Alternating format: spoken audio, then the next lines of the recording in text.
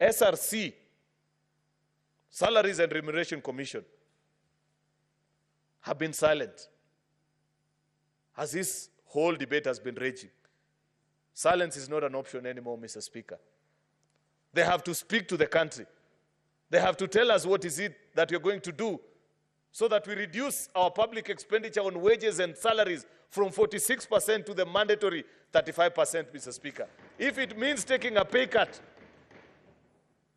we as members of parliament, Mr. Speaker, good people, we have been told that it's not possible, that members of parliament will never do it. We don't have an option. We must do it, Mr. Speaker. The yearly increment that is now being discussed, that we are being told that, I saw that being reported or misreported in sections of the media, that we are now going to earn more. SRC continues to be silent about it, but we must make a resolution and say we reject even that one in light of the financial situation. But as it is, Mr. Speaker, Mr. Speaker, even if the high earners were to take a shave on their salary, that is still not enough. I don't have the statistics, and that's why I've said some of these constitutional commissions have failed us, Mr. Speaker.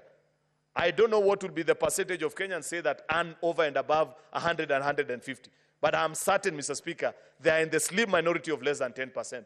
90% of our public officers earn less than 100,000 and below, Mr. Speaker. And therefore, whatever savings that we can make there, let us make. But over and above, the thing that people don't like, Mr. Speaker, and this featured prominently. Senator Omogeni is out, but he knows this featured prominently in our NADCO talks. And a report that we tabled here, Mr. Speaker, unfortunately, which we haven't done with speed, Mr. Speaker, captured all the wastages that are in the public expenditure space and what we need to do as a country.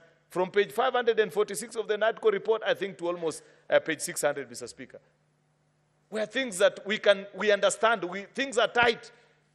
It's the most obvious thing that people do.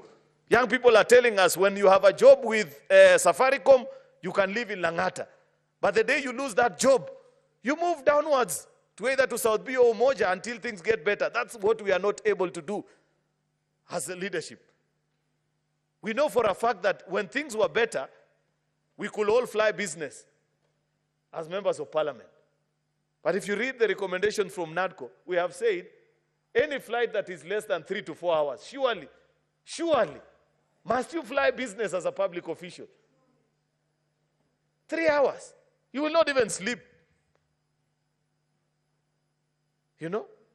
And so many things, Mr. Speaker, recurrent expenditure and wastages.